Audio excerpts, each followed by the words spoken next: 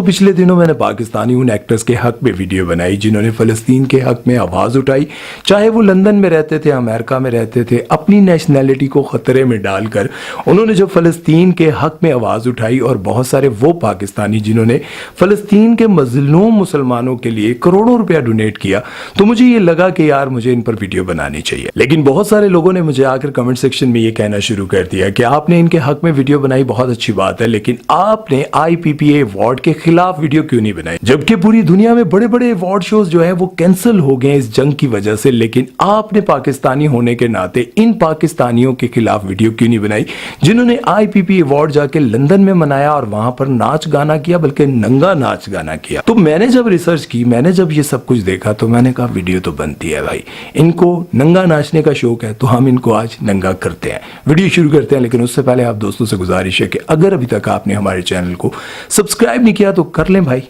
तू तो इधर ठीक कर लें सब्सक्राइब। सबसे पहले तो मैं आपको ये बताता चलूं कि ये अवार्ड शो इंग्लैंड के शहर मैनचेस्टर में मुनक्किद हुए और पाकिस्तान से बहुत सारी एक्ट्रेस इकट्ठी गईं, जिनमें हुमायमा मलिक, आयशा उमर, हानिया आमिर, महविशात अमर खान और बहुत सारी एक्ट्रेस साथ थी। लेकिन खुफिया जराए के मुताबिक ये खबर मिलती है कि जहां पर रास्ते में जहाज जिस मुल्क में रुका, वहां पर इन्होंने बड़ी शर्मनाक हरकतें की हैं।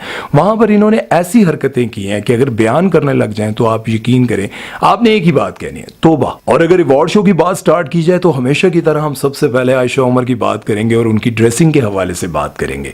आयशा उमर ने इस बार भी किसी को अपने से आगे नहीं निकलने दिया और इनकी ड्रेसिंग को देखकर लोगों ने इन पर काफी लान तान की। और मैं आपको बताता चलूं कि इनकी वालिदा ने इनको कैसे पढ़ाया लिखाया। इनकी वालिदा एक स्कूल टीचर थी और साथ में बच्चों को पिक एंड ड्रॉप भी देती थी, वो वैन चलाया करती थी। और जब आयशा उमर ने शोबिज इंडस्ट्री का रुख किया तो इनकी वालिदा ने इन पर काफी गुस्सा किया और काफी नाराज भी हुई। और उन्होंने कहा कि मैंने इतनी मेहनत करके तुम्हें एक अच्छे स्कूल में इसलिए नहीं पढ़ाया था कि तुम ये काम करो। गर्म गुलाबी शाम गाने पर जब इन्होंने परफॉर्म किया तो ये उम्मीद करी थी कि लोग मुझे बड़ा पसंद करेंगे, लेकिन लोगों ने सोशल मीडिया पर सबसे ज्यादा इनको तनकीद का निशाना बनाया। अगर पूरे अवार्ड शो में सबसे ज्यादा वल्गर ड्रेसिंग के हवाले से अगर बात की जाए तो सबसे टॉप पर आती है अमर खान। अमर खान की ड्रेसिंग को देखकर कहीं से आप यकीन नहीं कर सकते कि ये एक पाकिस्तानी और मुसलमान है। इनकी ड्रेसिंग को देखकर, इनके गेटअप को देखकर ऐसे ही लगता था कि ताजी ताजी हिंदुस्तान से आई है। और अगर मैं आपको इनकी वालिदा फरिया जबीन के हवाले से बताऊं तो उन्होंने PTV के दौर से लेकर अब तक कभी वल्गर ड्रेसिंग नहीं की और उनके कैरेक्टर्स भी कोई खास नहीं होते थे।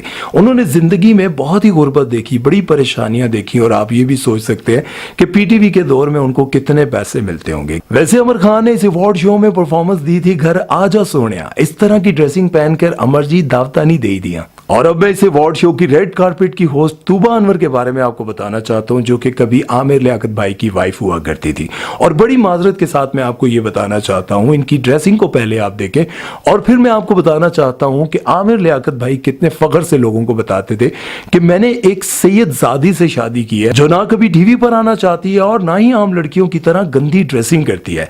लेकिन तूबा जी के कपड़े देखकर तो मुझे लगता है शराफत इनकी मोंडों से बाहर निकल रही है, आई मीन शोल्डर से बाहर निकल रही है। और लूटा रे गाने पर अली रहमान और कोमल मीर ने परफॉर्मेंस दी, लेकिन अली रहमान को भी लोगों ने आड़े हाथों लेते हुए ये कहा कि लगते तो आप बड़े अच्छे हैं, लेकिन आप कभी सोशल मीडिया पर आकर इस तरह की वीडियोस बनाते हैं कि मैं उन वडेरों और उन ताकतवर लोगों के खिलाफ वीडियो बना रहा हूं जो आकर छोटे और गरीब और मस्कीन लोगों पर अपना रोब झाड़ते रहते हैं। आप लोगों को याद होगा कि अली रहमान एक ऐसा ही वीडियो बनाया था जिसमें वो ये बताना चाह रहे थे कि बड़े बड़े अमीर लोग किस तरह से गरीबों पर चिल्लाते हैं और उनको बताने की कोशिश करते हैं कि तुम मुझे जानते नहीं हो, मैं कौन हूं। अब लोग ये कह रहे हैं कि अली रहमान साहब, काश आप ये भी समझ सकते कि हमारे फ़लस्तीन के भाइयों बहनों पर, बच्चों पर किस तरह जुल्म हो रहे हैं। इस पर भी आकर आप नाच गाने की बजाय ये बताते कि इस अवार्ड शो को नहीं मुनक्किद होना चाहिए था, क्योंकि हमारे मुसलमान भाइयों की हालत बहुत खराब है। अब जरा अगर इस अवार्ड शो की कंट्रोवर्सीज के हवाले से बात कर लें तो फैसल कुरैशी, जो कि पाकिस्तानी ड्रामा इंडस्ट्री के बहुत बड़े हीरो हैं, जो इस उम्र में भी जिस ड्रामे में आते हैं वो ड्रामा भी हिट होता है और इनका कैरेक्टर भी हिट होता है। लेकिन उसके बावजूद इस अवार्ड शो में फैसल कुरैशी जैसे बड़े हीरो को स्पोर्टिंग कैरेक्टर की कैटेगरी में नॉमिनेट किया गया। आप खुद ही अंदाजा लगाएं कि फैसल कुरैशी को स्पोर्टिंग कैरेक्टर की नॉमिनेशन में रखा गया और अजान समी खान और यासिर हुसैन को बेस्ट एक्टर की नॉमिनेशन में रखा गया है। जरा आप खुद ही अंदाजा लगाएं कि यासिर हुसैन की फैन फॉलोइंग 0 है, उनको कोई ज्यादा पसंद नहीं करता। और अजान समी खान खुद ही कहते हैं कि अगर मेरी अम्मा इस इंडस्ट्री की बड़ी ना होती और इनसे लोग प्यार ना करते तो मुझे कभी काम ना मिलता। अब इस सारी सिचुएशन को देखकर आप खुद ही अंदाजा लगा सकते हैं कि बेस्ट एक्टर का अवार्ड फैसल कुरैशी को मिलना चाहिए था या इन दोनों को मिलना चाहिए था, ये आप लोगों ने मुझे बताना है। और जैसे कि मैंने आपको शुरू में ही बताया था कि जब अवार्ड शो के लिए ये पाकिस्तान से जा रही थी तो बहुत सारी एक्ट्रेस इकट्ठी थी, तो उनमें मैं भी शहाद भी साथ थी। जहां रास्ते में जहाज रुका था वहां सबसे ज्यादा मस्तियां करने वाली मैं भी शहाद थी। और मैं भी शहाद ने अवार्ड शो में जिस तरह की ड्रेसिंग की, सामने तो उनका बिल्कुल कवर्ड था लेकिन पीछे इनके कपड़े ही कोई नहीं थे।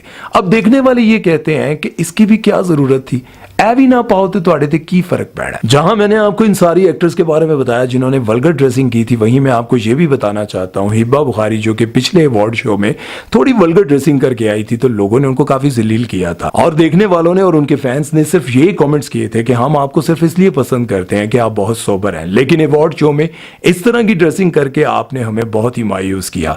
लेकिन इस बार उन्होंने अपने आप को फुल कवर किया हुआ था। इनके साथ साथ हानिया आमिर ने भी अपने आप को पूरी तरह से कवर किया हुआ था पिछली बार, हालांकि उनकी भी ड्रेसिंग कुछ खास नहीं थी, लेकिन अब की बार उन्होंने अपने आप को कवर किया हुआ था। लेकिन कुछ एक्ट्रेस ऐसी हैं जिन्हें इज्जत बेइज्जती का कोई ख्याल नहीं, जैसे कि अमर खान को आप देख लें, उनकी ड्रेसिंग को देखकर तो लगता ही नहीं है कि भाई इनका कोई पाकिस्तान से दूर दूर तक ताल्लुक भी है। इसके बाद मैं आपको एक बहुत बड़ी कंट्रोवर्सी के हवाले से बताऊंगा जो कि इस अवार्ड शो में हुई है कि फहद मुस्तफा इस अवार्ड शो में नॉमिनेट भी थे लेकिन उसके बावजूद वो नहीं आए। उसकी वजह यह थी कि पिछली बार जब वो होस्टिंग कर रहे थे लक्स स्टाइल अवार्ड की, तो उनको ये कहकर सीट पर बिठा दिया गया था कि अब आपको अवार्ड मिलने वाला है, लेकिन अवार्ड उनको नहीं बल्कि फेरोज खान को मिल गया था। मुझे ये समझ नहीं आती कि इस अवार्ड शो में भी फेरोज खान नॉमिनेट थे, लेकिन बहुत सारे लोगों के एतराज पर उनको अवार्ड शो से निकाल दिया गया, बल्कि नॉमिनेशन से भी निकाल दिया गया। लेकिन फहद मुस्तफा को इस बार नॉमिनेट किया गया और इस बार उनको अवार्ड भी मिलना था क्योंकि वो उनको राजी रखना चाहते थे। लेकिन फहद मुस्तफा को इस बार भी लगा होगा कि शायद मुझे बुलाकर मेरी बेइज्जती इन्होंने करवानी है, तो बेहतर है कि मैं जाऊं ही ना। अब जरा अगर हम बात कर लें इस अवार्ड शो के सबसे बेहतरीन सिंगर के हवाले से, तो उनके गाने सुनकर यकीन जाने कई बार मैं इतना रोता हूं कि मेरे आंसू ही नहीं रुकते।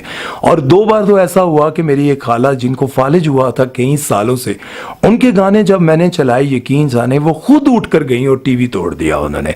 अब मैं बात करने चाह रहा हूं चाहत फतेह अली खान के बारे में।